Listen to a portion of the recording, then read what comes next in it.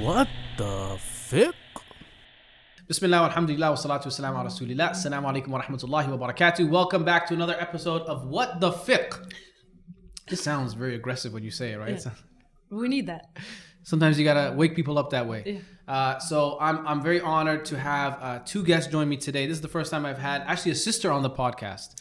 So you get to represent. All right, mashallah. You get to I'll be bring here. it from my Muslim sisters. Exactly. For sure. Okay. So if you would like to first of all introduce yourself, and we'll talk a little bit about your creative background as well.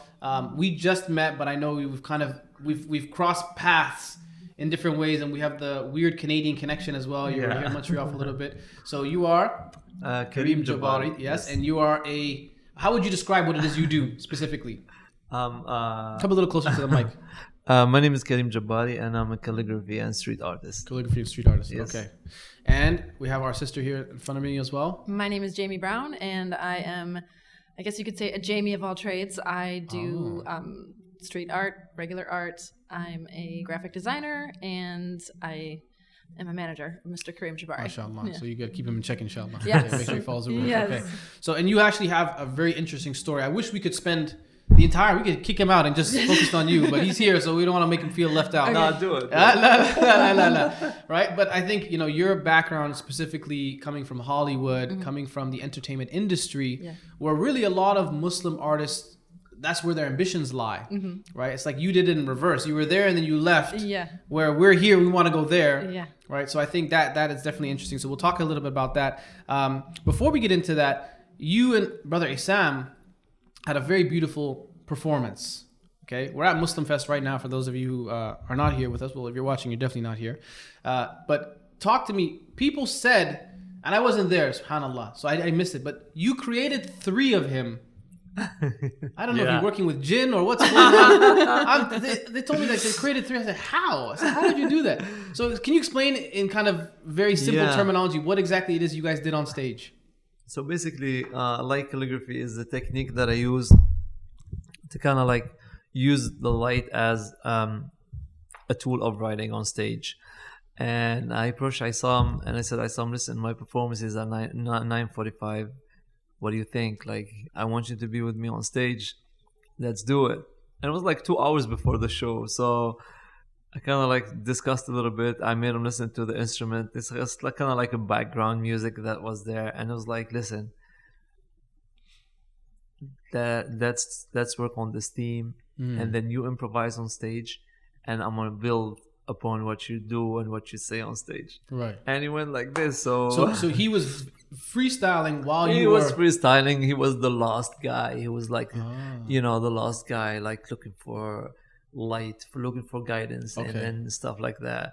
And then my like calligraphy on stage was like based on that. So it was like all of like dramatic and stuff like. But how do you capture the image? Is it you're using a camera that's a very slow, it's like slow shutter type of thing? Yeah. People know it usually under like long exposure photography. Right. Okay. So, but definitely I use the same technique, but I just connect my camera to a laptop where I have my own software over there that allows me to kind of like do it in real time. So it allows me to show people in real time what I'm doing. So I'm standing on stage holding a light. I move the light. People see a line on the screen. Okay. See, it's hard to explain through audio. Yeah. Like, people might be listening and they're like, what is going on here? As his manager, I will step in and say, if you'd Go like ahead. to see this process, you can find him on karimjabbari.com. Oh, there you go. Which is his website. And there are several videos under the video section, which Right. kind of brings it into a visual perspective rather than just trying to understand. Yeah, it's one of those things that literally I was not there, and people explain it to me, and I still don't get it. Yeah. And I think I've seen it done before, like with like what do they call it? The certain type of photography. It's called Long exposure. long exposure photography, right? Photography, yeah. And within that, obviously, you're able to kind of manipulate. Yeah, it's called light painting. Basically, it's just long exposure. So the shutter speed you put on like 1 second and more, like 1 second, 5 seconds, 10 seconds, whatever you want. And then this allows you to use any source of light, and then any shape, any form you do will be, like digitally like into your photo. I mean, I use this it's easy to just do some random stuff. Yeah. But for you to do something organized, which is writing, it's extremely difficult. Because you have to see it while you're doing it. Yeah. So basically, people see it on screen. I don't see it on screen. I visualize it, and then I work, and I have to write in reverse too. So from left to right. So it's so many components. That's really complicated. So many components. But it was new. I have to admit that for the audience here, it was something different because there's a lot of performances, the music, poetry, hip hop, all of these things. But our show that we did was different. I can imagine. Yeah, I mean, definitely, they're very different. Yeah. And obviously, I can see, even within your calligraphy, there's some type of hip hop inspiration. Or can you elaborate on that? I mean, where did your influence come from? How do you get into calligraphy? I really grew up on the American culture, like listening to that hip hop, like talking about like Mos Def and Wu-Tang Clan and Nas and things like that.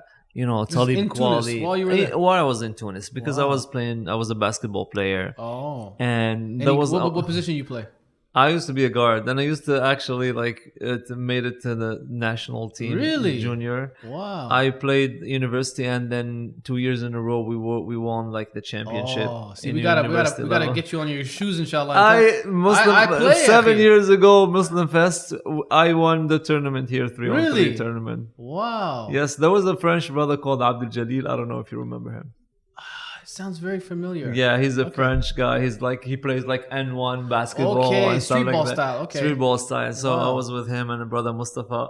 Brother Mustafa unfortunately passed away. May Allah, bless him. So you had the influence of the basketball and the hip hop culture. That's it. The hip hop, and I had the love of letters. I used to look at the books of my father, and I used to love, kind of like to just try to imitate, the writing right there. And it was all of these combinations. I ended up playing more basketball, focused on basketball. Later in my life, when I was in Canada, I was looking for something to connect me with who I am, with my country. I was here, and it was really tough away from my country, from my mom, from my brothers and sisters. So calligraphy came to me as like a way to just kind of like to connect me with them. Sure. And I was like, I really love it. And I really, what if like my dream is like, what I was dreaming, like daydreaming sometimes, like just sitting and then imagining myself like traveling around the world, doing the things that I love. And this story I want to tell it because it's very, very. So basically, I was driving a taxi at night, and I was driving someone to the airport. At this period of my life, I was studying at Concordia University. I was a environmental science engineering student, and I was working taxi at night. And then I was driving this guy to the airport, and it was like very, very cold, like a stormy night. A snowstorm. Yeah, so I dropped him at the airport. On the way, he's telling me that he's going to Dubai for work as an engineer, and then I just drop him, and then the whole way on the way back, this entire conversation was running into my mind. I was like, wow, I was like, I feel like I have a lot of energy inside of me that it's contained inside a taxi. And it's not me. Taxi wasn't me. Even the studies that I was doing, this wasn't me. Well, clearly you had nothing to do with you after that. So I was like thinking, and Muhammad, it took me maybe like 2 or 3 years after that moment, Allah, of just looking for inspiration. SubhanAllah. 2 or 3 years, and I was looking for inspiration, getting the courage, and then getting the gathering enough, will inside of me to just kind of grab the pen and then write again. And the moment I did it, I was like, wow, it's like, I feel good, But it was a long way. Like, how can you transform something from being a passion into something being like your main job? And alhamdulillah, I took some serious decisions that I feel like if I didn't have the courage to take certain decision, which is the major one was to stop working as a taxi driver and to focus on my art. But it was very difficult. That's a very scary thing to do as well. Scary thing. I ended up broke. I didn't have enough money to even pay my rent. SubhanAllah. Sometimes I need to buy diapers for my baby, and I was like, I don't have money. SubhanAllah. Wallah. And it was like this for like more than like 2 years. Wow. And I kept believing and making dua, and everything that happens to me comes from Allah. Wallah. I always trusted Allah subhanahu wa ta'ala that I want to transmit a message through my art. I want to just show. And it started like this in Canada, in Montreal. I was like doing these workshops called Back to Basics. So it was like I wanted to transmit the love of the Arabic language to the new generations because I felt that it completely disconnected from it. Sure. So Arabic, with the interest in Arabic language will come the interest into your identity, into your religion and deen and faith and all of these things.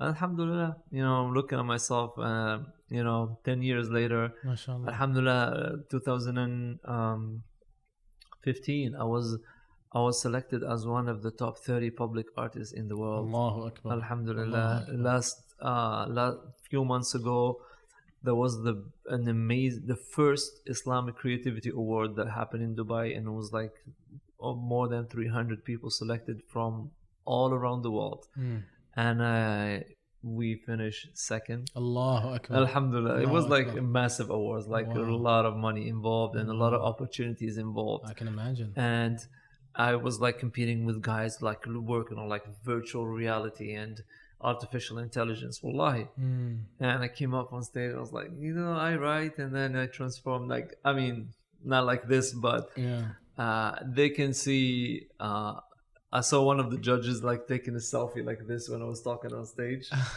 Was that a good sign? I don't know. It was a good sign. Like, sir, can you just put your camera away? It's a bit distracting. It was a good sign because Wow. I think she pushed for me to be on that position. So, Wow. Alhamdulillah. The guys who won the first place, he was a Spanish guy working on like video games with budgets of like $5-6 million, like in his company and something like that. So, But how do you make that jump? Because like I'm also a full-time artist, and I think for anyone who has dedicated themselves to this discipline or whatever it might be, but focused on their craft, it can be a very scary thing. I know a lot of very talented people who literally are still clinging on to that 9 to 5, which doesn't allow them to invest fully in their passion or their craft. They still have to put a little bit of time here, a little bit of time there. But eventually you do need, if you really want to take it serious, you have to make that leap. You have to jump and say, okay, this is it. This is my full-time gig. yeah. How do you do that? I did that, and it was I could say this is the decision that definitely like got me here. Like it's a leap of faith, which is not. I mean, I say it all the time. I say a lot. Most of the people are one decision away from their dreams. Wow. Subhanallah. Like sometimes you feel like you're like climbing that mountain, and it's like, it's too high, and I can't do it. And then you go back to your 9 to 5 job that's gonna kill you for your entire life, and then it's gonna just imprison all the talent that you have inside of you. I mean, you haven't making decisions like this. Rule number 1: trust Allah. Allahu Akbar. Yeah, like if you don't have trust in Allah, you like listen, trust Allah.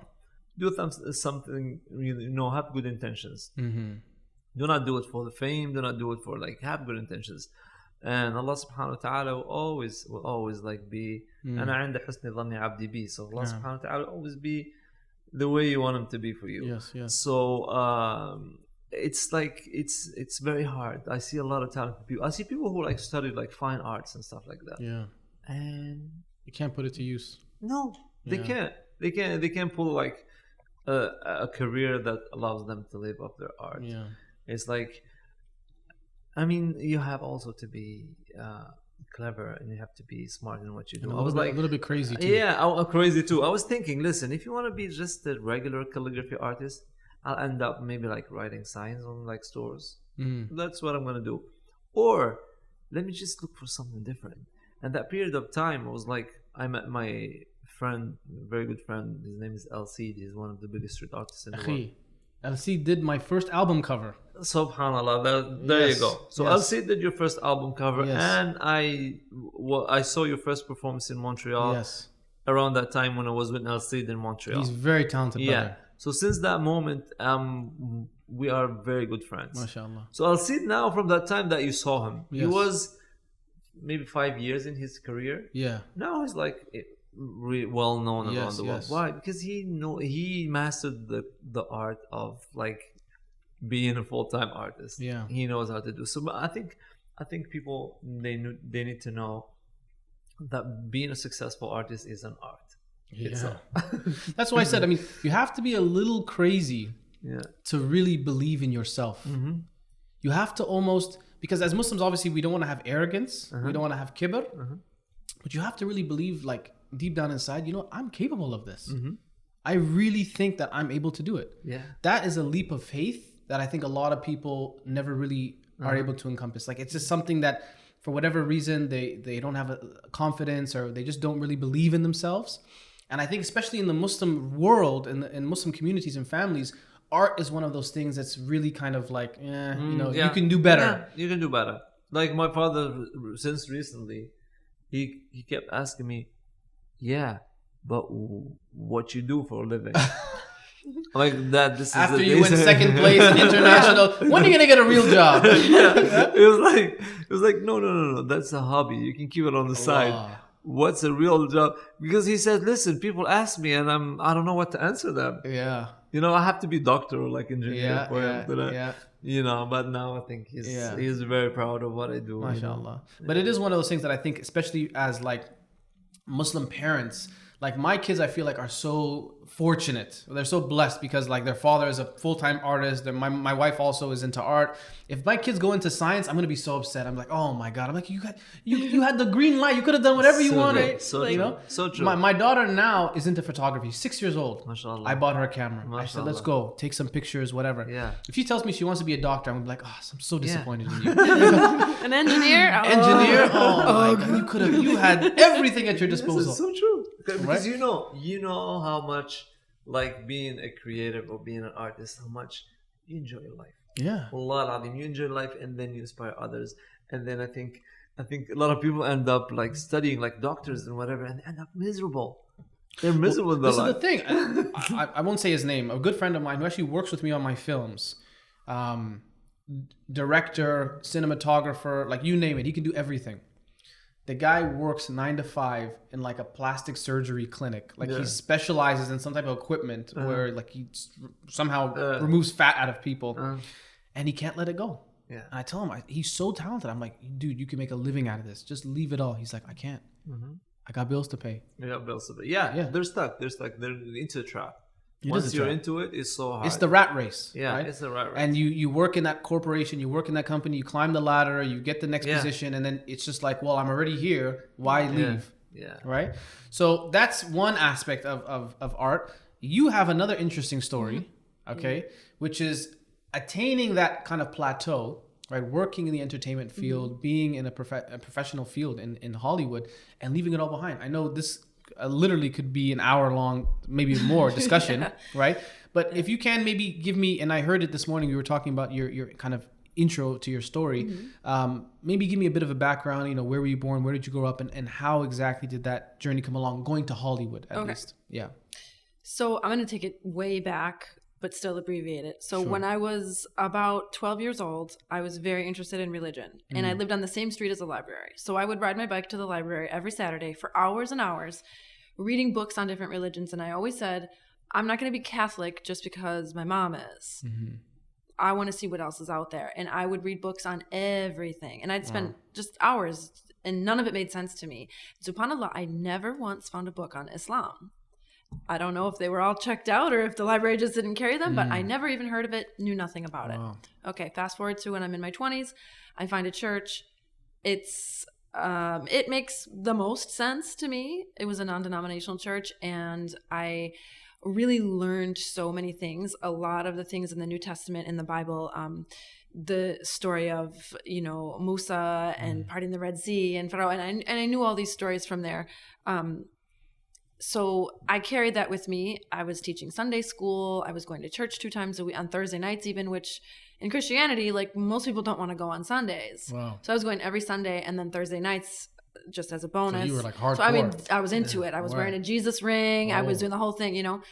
And so I just took that with me and moved to LA by myself. I packed everything in a car. Of course, everyone said, there's no way you can do it. It's impossible. And for me, that's a guarantee that I'm going to do it. No, I'm definitely doing it. They gave you the green light to go ahead and try. Yeah. So I moved out there. I was a licensed hairdresser. And so my intention was to be working in some salon, because I said, well, why cut hair and charge, $50 here when I can do the same exact thing and charge $200 in LA? It makes more sense. Mm-hmm. So I went out there and I started doing hair and makeup for music videos and commercials, things like that. And then I saw the production side of things and how much the production managers made. And I said, well, let me see if I can get into this. So I ended up working on an HBO show, and one of my colleagues was a Muslim. And I asked him, I said, why don't you come to church with me? Because, of course, I'm trying to save him. Right. You were giving him dawah. Yeah. I was giving him Christian dawah. And I was like, come to church with me. And he wanted nothing to do with it. And he said, thank you for the offer. That's nice of you. But, I'm good. And I was like, no, just come. It's not a lifetime commitment. You don't have to sign a contract. If you don't like it, okay, then don't come back. Right. And he was like, thank you, really. But honestly, there's a 0% chance that I'm ever going to go with you. He's pretty sure he wasn't going to come. To church, yeah. He was like, that's not my scene. Yeah. I was like, okay. So then I got to thinking, I was like, well, what has got him so hooked on his own religion that he won't even humor me and come one time? So I was thinking about it, and I said, I could throw Bible verses at him, but it's not his book, so who cares? So I asked him, I said, listen, give me this book that you have, and I'm thinking like, these Muslims are, bowing down to the moon and stars and doing all these wacky things. I said, let me read this book, and then I'm going to take the verses from your Quran, and then I'm going to be like a lawyer and flip them against you and show you why this makes no sense and that you should become Christian. Right. Well, I started reading, and all of the questions that I had that my pastors could never answer were being answered right away in the Quran. And I was like, well, wait a second. This is better than I thought. I was Plot twist. And I was like, wait a minute. Adam and Eve? Adam and Hawa, Right. And I was like, how? No, these are our people. How do you know? Who's telling you guys this? Like, this is where'd you get our secrets from? Where'd you get our people from? Like, Yeah, what is yeah. all these, and all the prophets were there and everything. And I was like, okay, so maybe this isn't as kooky as I thought it was. Let me just keep going. So as I start reading, every day I want to read the Quran more and more.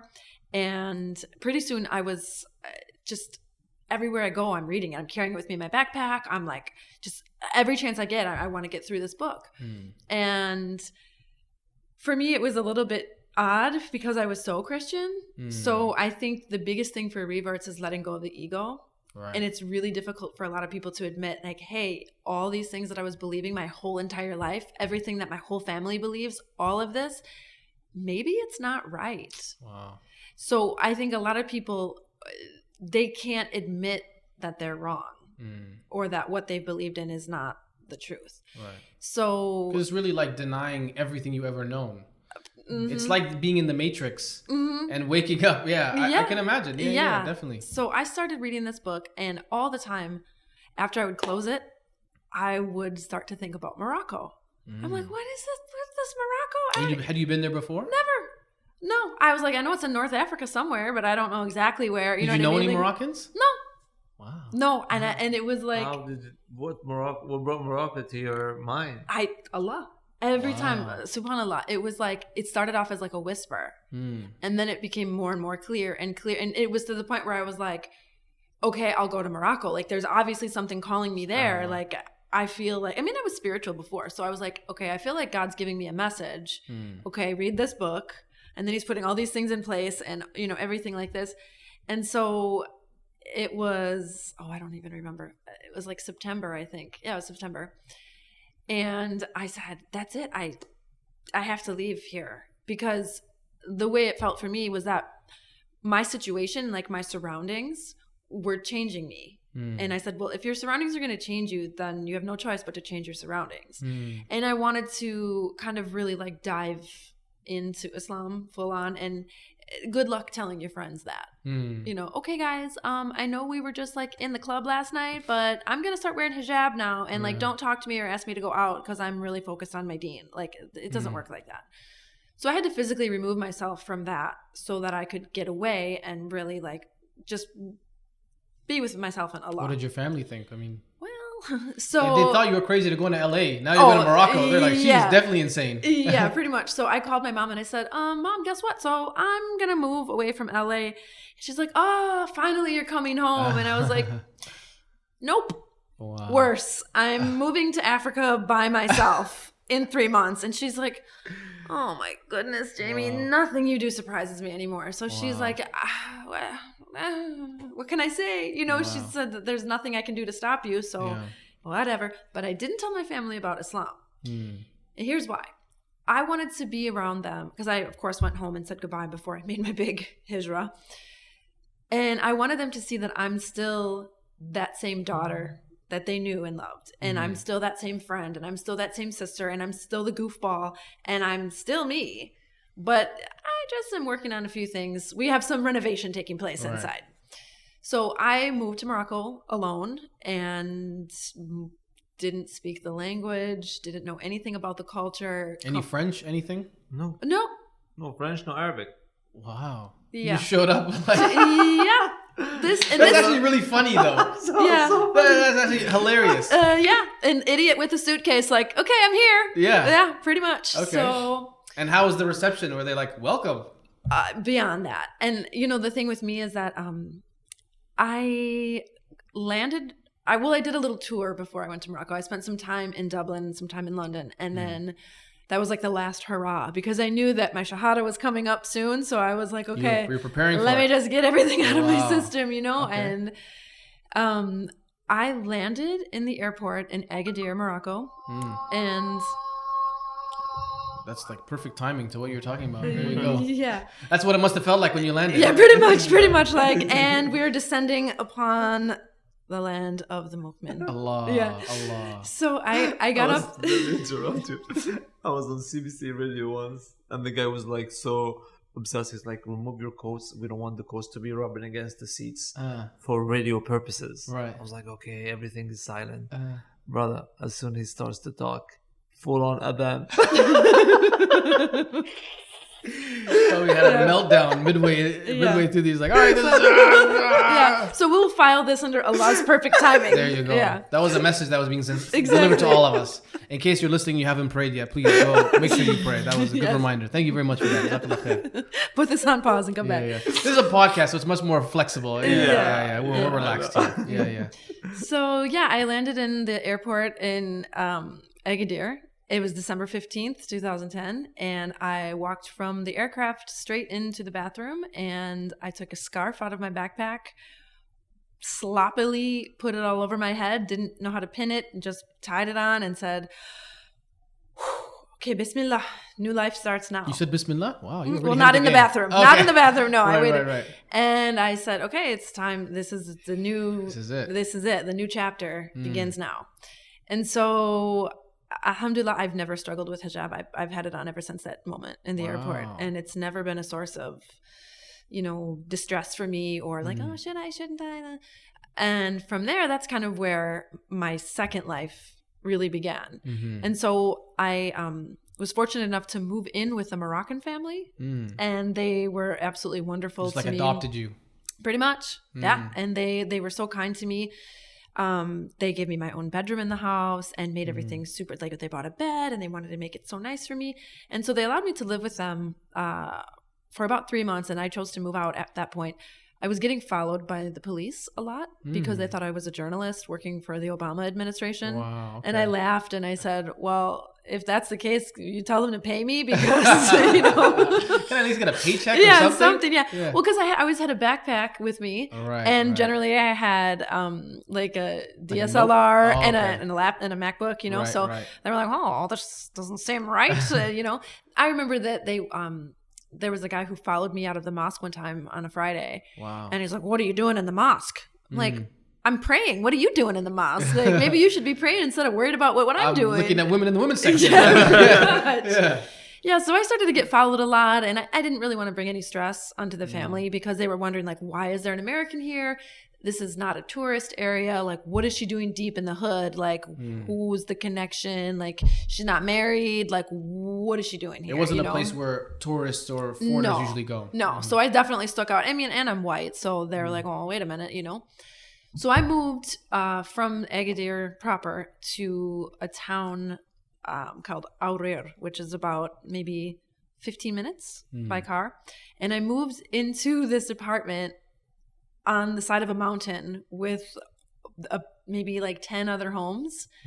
And at that point, I had started to learn a little bit of the Moroccan Arabic. So I'm thinking like, okay, alhamdulillah, finally I can communicate. Like I can take a taxi, I can go to the grocery store. Like the basics I have covered. So then I move into this village, and first of all, the neighbors are like, okay, what is this? We have this like random American chick, fully hijabbed out. She's surfing and like dragging this big, huge surfboard to the beach every morning. And she's got people coming in and out of the house because I was hosting other travelers that were, just looking for some kind of common ground. Because usually they don't speak Arabic or, French. So they they were really nice, but it's been very strange for them, though. Very strange because Moroccan women, they don't live alone. It's unsafe. It's unsafe. Everything's bad's gonna happen, and here I am, like got the keys to my new place, and I'm just coming and going. So they were having the cultural clash. It wasn't you. No, but they were amazing. They were like, they loved me. They treated, they looked out for me for sure. Because they're amazing. Yeah, they're hearts of gold for sure. And so.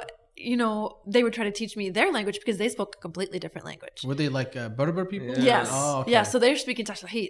Okay. And so I'm like, I finally think I have the language down, and now I have to start from scratch. It's like someone coming to the United States, learning English, broken and terrible English, and then deciding, you know what?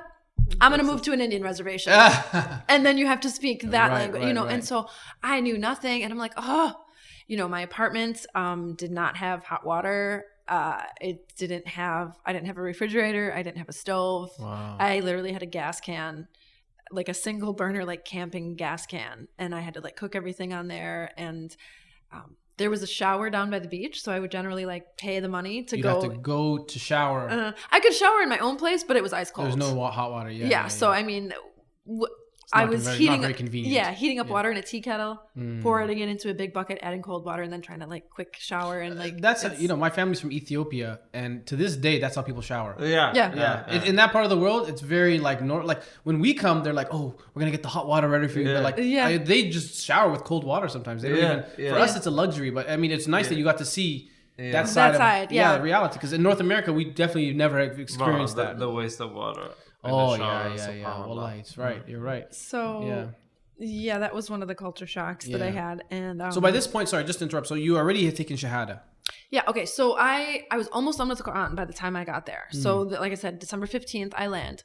By December 31st, this is when I took my Shahada. Okay. So I had like 2 weeks. I said, listen, I'm not saying anything until I finish 114. Because what if there's something at the end? If there's a plot twist. And I'm like, hey, wait a second. I don't want this. But now I've already said my Shahada. And I knew what a big deal it was. It wasn't something that you just say, you know what? I think I changed my mind. Had your Muslim friend told you anything? The guy that you met in Hollywood, had he given you any like insight or who called you to say? Not really. Say Shahada on the plane. Yeah, so the family that I had lived with in Morocco, I met their son on a website called Couchsurfing, which is basically it was Airbnb before Airbnb. Exactly, but it was free, and so you didn't pay. And I said, listen, I'm looking to travel. You guys don't have Craigslist. Like, I'm trying to find an apartment. Like, I don't know what to do.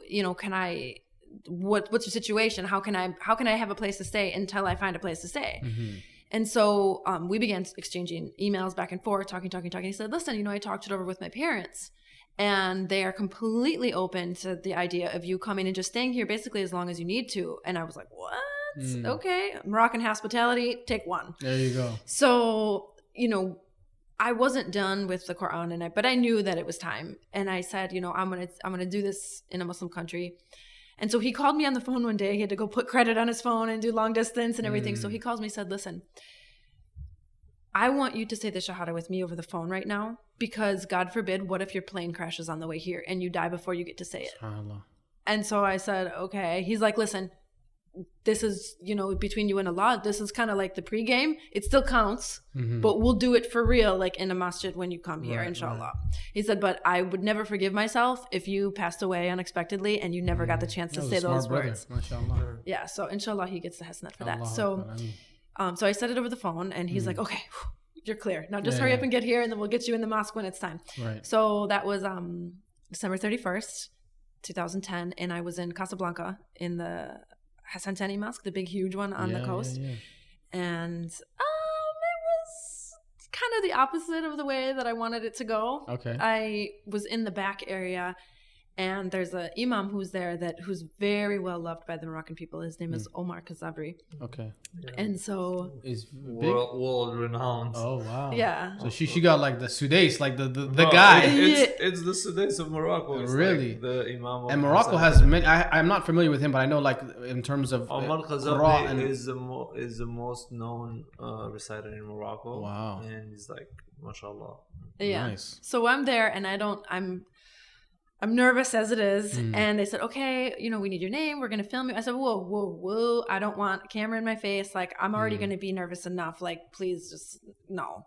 Let's just make this a very relaxed thing. Well, I had never seen the inside of that mosque before. So I don't know. Nah, it's like 50,000 no people. in the world with that magnitude of Come a bit closer. There's no masjid in the world. Like once you're inside, it's just breathtaking. Yeah, I think it's like the second largest. Yes, in the world. Really? Yeah. So if I'm going to do it, I'm going big, right? That's it. Go big or go home. That's right. And I didn't want to go home. So I'm like, I have no choice. Going big was the only option. Yeah. So I'm like behind the stage area, and there's a little door, and they prep me and they say, okay, listen, basically what's going to happen is they're going to open the door, and then you're going to kind of step just right there, and he's going to be with you with the microphone, and he's going to say that you're going to repeat after him and this and that. I said, okay. So the time comes, I'm like nervous. The time comes, the door opens. Of course, there is like a, news style gigantic camera in my face with the light shining. Wow. I can't see anything. I'm trying, So I'm like, bro, move a little bit. So he slides over, and I look and I see this sea of like 50,000 men that are like. This is Jumu'ah prayer. It was Jumu'ah. Oh yeah. For sure. It was like Jumu'ah in Ramadan or something. No, Crazy. no, it was like close, the whole though. country was there. Yeah. So then he comes over and he says it, and I'm like, Shahada, like this shaking like a leaf. Yeah.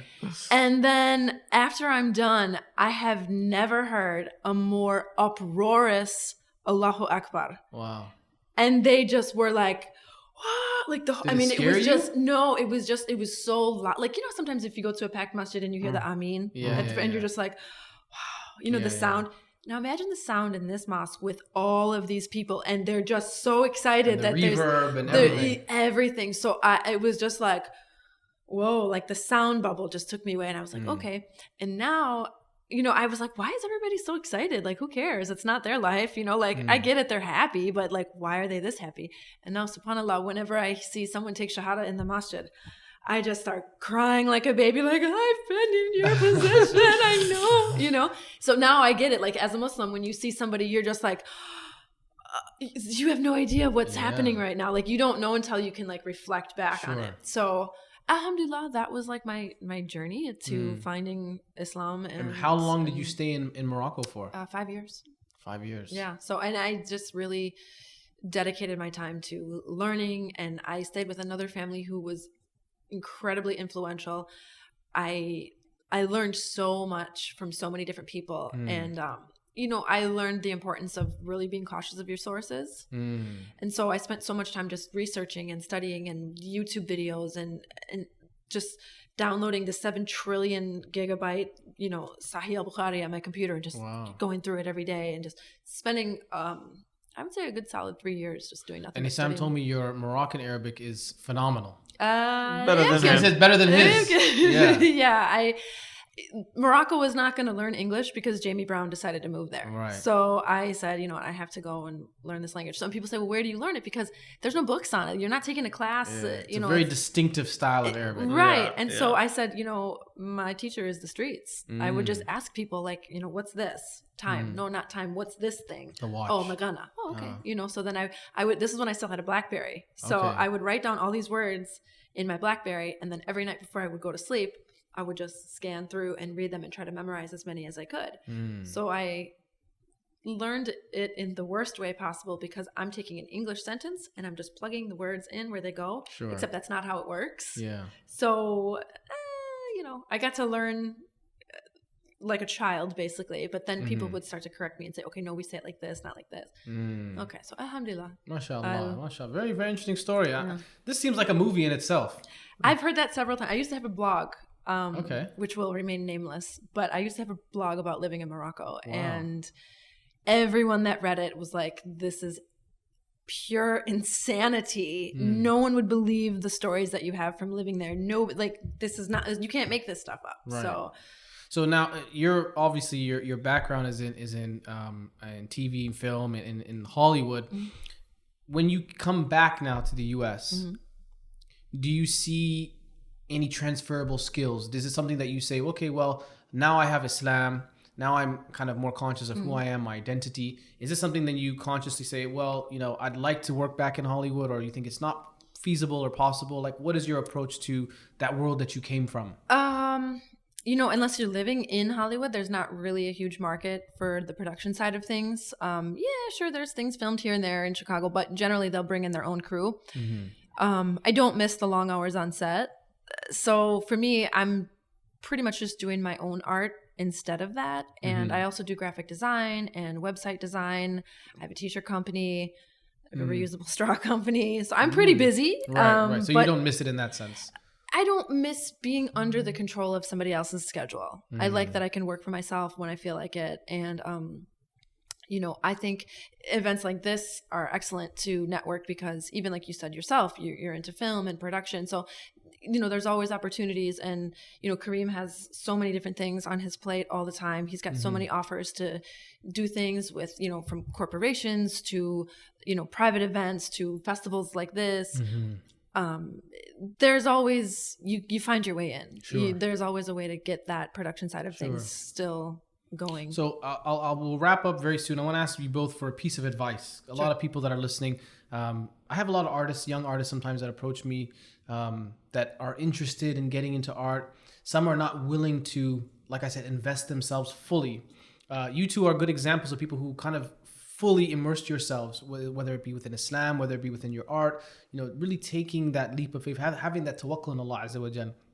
What would you say for the artist, for the, you can see the person who's part-time pursuing their passion? What advice would you offer to those people to fully immerse themselves in whatever passion they have? What would you say to that person? Listen, you can talk to them as much as you want, but it's the will inside of them. It's how much they wanna, how hungry they are and thirsty they are to achieve their goals. So I think the most important thing is that to have faith in Allah, to trust Him. The second thing is that to take the proper decisions, and sometimes proper decisions, they need a lot of courage. So if you don't have the courage to take them, I mean, that's going to be a huge obstacle towards you achieving what you want to do. The third thing is that try to be unique. Try to be very, very, very kind of looking and digging for a niche that you can excel at. Perfect skills that nobody else around you can do. Perfect skills that make people, you know, interested in your work, calling you. Why? Because they find your work interesting. Like what we're doing recently. Have you ever heard of like a street artist Muslim duo? Yeah. No. Everybody's like, we were in Halifax painting with 14 or 22 or whatever. I think it's 14. 14 other artists coming from all around the world. When the CBC came and all the other news, guess what? What's the cover photo? They're like, forget everyone else. Let's focus on this weird looking mix. Yeah, that's it. That's the cover for their article. Sure. This Muslim girl and this Muslim guy painting together, doing street art. You know. So basically, all the time looking for things like this. You know, don't be afraid to kind of like to move. I was in Montreal and I felt that Montreal, I'm not growing up artistically. I felt like Montreal is a dead city for what I'm doing. So I said, Assalamu alaikum. That's what I did before me. That's what Narsi, I don't know, you know, the Narsi, that one Narsi did. And then he moved to Dubai. And then after I ended up coming back, I was like, listen, Elsie moved, Narcy moved. I'm like, what am I doing here in Montreal? So moved to Tunisia. I was close to the region, like in the Middle East and whatever. So it was like traveling was easier. Everything was cheap. So I had the ability to kind of like to hire other people to work with me. Sure. I ended up hiring this engineer who developed my software that I use all around the world now for my performances. You know, things like that. SubhanAllah, like some decisions like that, you know, and people like would like to live like, you know, comfortable in their comfort zone. And then they expect change to happen. It's very hard. You know, it's extremely hard. It's like you have to extract yourself from your comfort I think zone. that comfort zone thing is very important. I think a lot of us, we live in a consistent bubble of just comfort. And of course, how did we get there? We had to have, you know, done something different to get into that comfort zone to begin with. But then once you're in it, it's like you don't want to leave. And same can be said about, you know, even unhealthy relationships or the people you're around or friends. You know, sometimes we just get into a habit or a mode and we're afraid to break out of it, right? And of course, you're a good example of that. Imagine living a very comfortable life in Beverly Hills, driving a Jaguar convertible around. Oh, man. Everything you want at your fingertips, money, anything you need, you got it. And saying, you know what? I'm going to give up all of this and go move alone to a third world country with only one suitcase and not see my family for 2 years. She recently took me, just to back up what she just said, she recently took me to LA. So we went on a trip to LA. We rented a convertible car. She said, if you want to go to try LA, it's going to be in a convertible. Oh, yeah. And she basically drove me all around for 5 days, all around LA, Beverly Hills, whatever, name it, like Hollywood. And she kind of like showed me like her past life. It's a fitna, brother. It was a fitna for you just being in the convertible driving around, huh? It's a fitna, brother. Just, I don't know, man. Like I was like, this is what people are looking for. This is the dream of everyone else. And then you acted like those like salmon, like swimming against the current, just going on the other direction when everyone wants to be there, you know? So subhanAllah, it was, for me, kind of like, now I understand the courage. That's what I'm saying. Like, how brave are you to take a serious decision that's going to change your life? That's the question. It's easy to say, oh, I want to be successful. Yeah, if you want to be successful, man, just, I don't know. Keep thinking about that at your desk, working that 9 to 5. Like, So some people are comfortable working their entire life at Tim Hortons. Yeah, subhanAllah. Some people work at Walmart for 35 years and they're comfortable with it. That's it. But if you feel that you have, as a young artist, wallah, I've seen like the two brothers from Mustaqim, right? And then I met their mom. I was like, subhanAllah, look at these young boys. They're so passionate. They love what they're doing and whatever. But if they don't make enough money or this is not gonna work for them, they end up, you know, choosing another path or like doing another job or like maybe like, I don't know. So basically, they have to believe in what they're doing. And then there's another advice which is extremely important: is this is what you're doing now. You're doing your own films. Yeah, trying to. You're trying to find like to expand what you're doing. Like, I'm an artist. I do street art. I do like calligraphy. Having a clothing line. Having some goodies. Selling art. Working on installations. Yeah. You know, all of these things, you know, you have to kind of like... You gotta have your hands in different places. Get hands in different places, you know? And then if you feel like something works better for you and then it's like it needs you to be more focused on one of these like things that you do, then go for it, you know? And it's like, it's very complex. SubhanAllah, it depends on people and then what they want to do. But alhamdulillah, it's the biggest blessing. And you know what? To be able to kind of like, to do what you do for a living. Yeah. You know, I just wrapped up a film and like you've been on many productions, you understand, like especially on a low budget production, that feeling where I'm the caterer, I'm the stylist, I'm the boom operator, I'm a little bit of everything, right? And the entire like over almost 3 weeks, you know, very little sleep, you don't eat well, you know. And I come home every day completely exhausted, and my wife is looking at me like, "Oh my, why are you doing this to yourself?" You know, and I wish she understood, like, oh, you never like, this is what I love. Like, this Yes. is without this, Yes. I would be a mess. Yes. You know, like Yes. I literally throughout the entire year, I plan, I plot, I'm like waiting, and I'm like, all right, let's do it. I have another idea. Let's put it into production. And I wait for those times of the year, and to me, it's empowering to feel like I'm also in control of my own destiny. I see things happening on set. I can control it. I'm involved. Otherwise, you work in a corporation and it's like, well, the memo came out. Boss says we got to do this. It's And, so true. that's a very sad life, I feel. Very sad. And some people love it. They do. Some people are They completely do. content. And with the that. thing is, we need people like that. Right, If everyone so was that- crazy like us, nothing would get done. Exactly. Right? So if they're happy in their cubicle, alhamdulillah, mashallah, enjoy your paycheck, your weekly salary, everything is perfect. Yeah. For us, that's not going to fly. It's not gonna fly. So I think we become addicted to the uncertain, yes. uncertain end of the month. Am I gonna make it? I think we need real help. Because there's something about that, and I actually know what you mean. Like that drive, and especially I have children. I have 2 kids, and I told myself like, there's no way I'm gonna allow this to happen. Like, I'm not gonna allow my kids to go hungry. Like, are you kidding me? Like, I go into crazy mode. My wife calls it crazy mode. Yeah. Right, which is like I spend all night. I'll send out research, come up with some ideas. I'll make a few phone calls, a few emails. Right, but without that pressure, I wouldn't have done that. right. And if she thinks that's crazy mode, take that away from you, and then we'll see how crazy you get. Yeah. Well, that's the thing. Like the times when I'm not pursuing my passion, or things are slow. You know how it is. Sometimes there's slow seasons, high Sometimes, seasons, yeah, right? so true. Oh, I go really So bad. true. I get really sad. Yeah, you start thinking about things, and this affects your mood, and then your wife doesn't know what's happening to you because she doesn't understand what's inside your mind, and they're like, why you're like moody and whatever, and you're thinking about 1,000 things. Yeah. All these like bills and things, and ideas, projects. Yeah.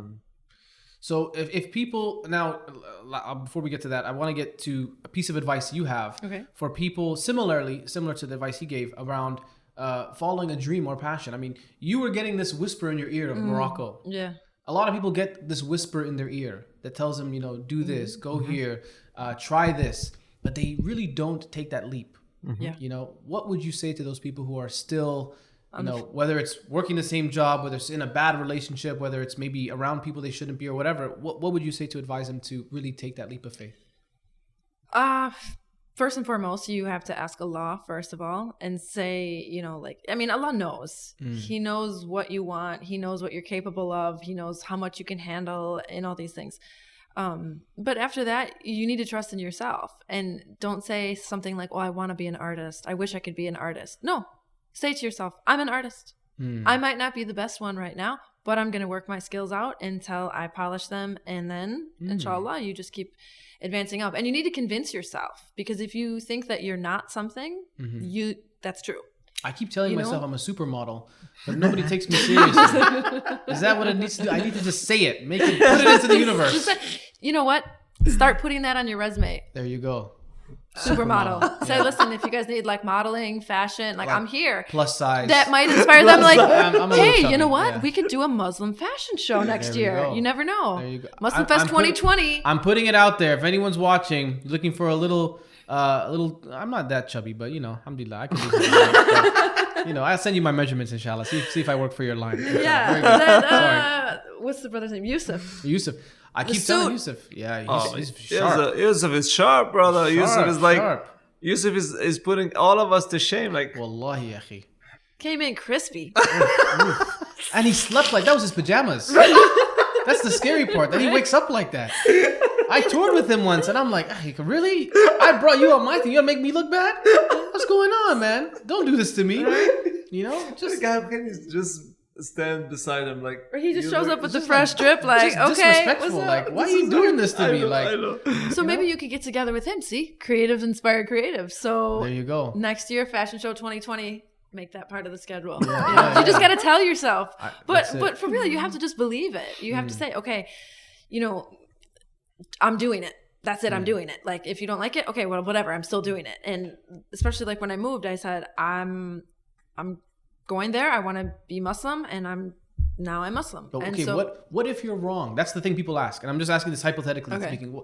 What's the worst case scenario? What if you are wrong? What if the voice in Morocco tells you to go there, and you go there, you don't like? That's what people might think, right? That's the thing that scares them. Yeah. What would you say to the person who just has that I would say this. I would rather dive head first into a possibility and fail than stand ankle deep in the shallow end saying, what if? Oh, That's deep. It took you a few seconds. Huh? Oh. Had to sink in oh, there. okay. Oh, That- dropping oh, wisdom. There's the sink by the door. Yeah, let that sink in. Ooh. That's deep. Yeah, I mean, really, you just have to believe it and trust yourself. And if you believe that you can do something, then go for it and do it and work on it. And it might not happen in 3 weeks. You might need to spend time. Okay, let's say someone wants to be an artist. Oh, I want to be a painter. Okay, you're not going to be a painter tomorrow. But maybe you can start working on something small. Like, okay, I'm going to save up a little bit of money. I'm going to try to buy a 3-pack of canvases. I'm going to buy some paint and some brushes. And then I'm going to take that, work on it, see how it is, get some reactions from your friends and family. If they're hating on you, even better, keep going. And just keep progressing like that. And it's like a rock in a stream. You throw a rock in there, it's going to be sharp and jagged. It's not going to turn into a diamond. But the longer you keep working at it, you're going to eventually polish that rock until it's smooth. And that's what you have to do. And sabr is the key. You have to be patient, but you also have to be confident. If you really believe that you have a talent and you can take it somewhere, you absolutely will. You just close your eyes and tell yourself that it already happened. And that's deep. I gotta put that on a t-shirt. Listen, I have a t-shirt company. You just let me know. I'll put one for you, no problem. Listen, we dropping a very, very unique collection of clothing, and the brand is just for you, like nobody else knows. It's called You're saying it to the mic so everyone knows now, but yeah. Oh, now, by the time this is released already, Inshallah. or by the time the video is released, okay. Inshallah. So the clothing line is going to be called the Two Oceans. Okay. First of all, the Two Oceans is the place where we met, which is Bahrain. But I'm talking about the Two Oceans is that it's inspired by Surat Al-Kahf, and then Majma al-Bahrain, it's the place where I think it's like this perfect combination and harmony between the knowledge that you acquire in this dunya and then the knowledge that you acquire from Allah. You know what I'm saying? So, and this perfect combination is the one that's going to help you like surf in this dunya. Just be like smoothly, like avoiding obstacles and whatever. And this is going to be this is the theme, you know, behind the name and everything. MashaAllah.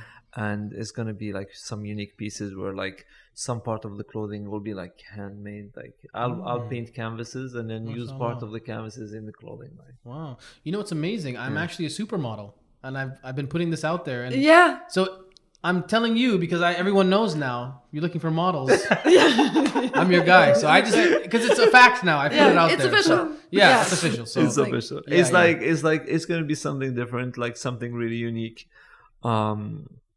Kind of so calligraphy, almost like street urban inspired type of thing. Or? Yeah. Okay. Street That's the urban beauty inspired. of being an artist. It doesn't have to be limited. So Sure. if we start off with street designs and it's something that we both love, cool, we'll keep expanding on that. If we want to switch to like a more classical Arabic style, we can do that too. Like that's the beauty of having an art. Yeah. And like he said, just keep finding other areas to be creative. Yeah, Sure. It's unlimited. I already have the experience with that. Like I released several like limited edition like clothing pieces in the past years, and then it works so good, mashallah, amazing. Like most of them all the time sold out. So now we're doing something official, and that's Where can people find out more about your work and follow you? KarimJabbari.com. KarimJabbari.com. Yes. And you're on Instagram as well? Instagram Karim Karim and _Jab JAB. Okay. And yourself, sister, where can they find you? Well, it's funny. So my name is Jamie, as we know. Yeah. My Instagram name is Jamie, not Jamie. It's not confusing at all. No, it's completely reasonable. So my first name is spelled Jaime, which is not traditional, Right. but everyone spells it Jamie. Oh. So my Instagram name is Oh, I Jaime, not Jamie. Okay. Not confusing. Not confusing at confusing at all. all. No, that's At simple. all. No, Yep. very You know what? good. How about this? The listeners, if you go to the Muslim Fest Instagram, you can find my picture in there. And There you go. Yeah, listen, I think Muslim Fest they got themselves like a host next year. Is in who? Jamie? I could be an MC. Yeah? I could rock the mic. Listen, they didn't even know Yusuf could do what he did. I forced them to bring Yusuf. See, Yeah. that's what I was telling. I said, yeah, Blue yeah. Yusuf is an amazing MC. Yeah, I knew that. They didn't know that. Yeah, they And didn't it's, just, know. it's literally on recommendation, right? Uh-huh. It's Yeah. like, you know, and so if you tell them, hey, Yeah, you're speaking it into we're not telling them. existence. We're telling you because you're the one Oh, who okay, has the then you award tell me. today. Yeah, then you You're tell the me, I one with tell the them. award, like a life achievement award today. Can we pause and can we all get a mabrukulations? Yes, Allah. yes, mashallah, Congratulations, I like mashallah. that. Yeah. What it scares me is that you give someone a lifetime achievement award. I feel like I'm about to die. I'm like, that's it. It's like, No, now you can just kick back and relax. well, that's scary. Like, lifetime achievement. I'm like, damn, is life over already? Is it khalas? This is the end of the curtain? I'm like, can I still be here? Can I hang around at least for a bit? Yeah. You know, but alhamdulillah, yeah, I did receive an award from Muslim Fest. I was very thankful for it, and they kind of told me, okay, stick around after your performance. There's an award, and I was like, what's the award? I was like, is it best dressed? They're like, definitely not. No, that's going to use it. And I was like, all right, well, if it's not that, then I don't know if I want to stick around. And they're like, no, just stick around anyways. And they gave it to me, and I was very happy. Alhamdulillah. Yeah. But it was great meeting both of you for the first time officially. Jazakallah khair. In my recollection, I think maybe we have crossed paths in the past. Yes, Unfortunately, I didn't yes, remember it as well. yes. And great meeting you as well for the first time, inshallah. If people want to find out more about them, you can check out the social media accounts they mentioned as well. Follow them, support their work. Inshallah, when the clothing line comes out, make sure you buy a few pieces and for your friends and family as well. And jazakumullah khairan for both of your time. I do appreciate it. And thank you for everyone watching. Inshallah, you've been tuned in. Hopefully, we'll see you again next time. Assalamu alaikum wa rahmatullahi wa barakatuh. Assalamu alaikum. Assalamu alaikum.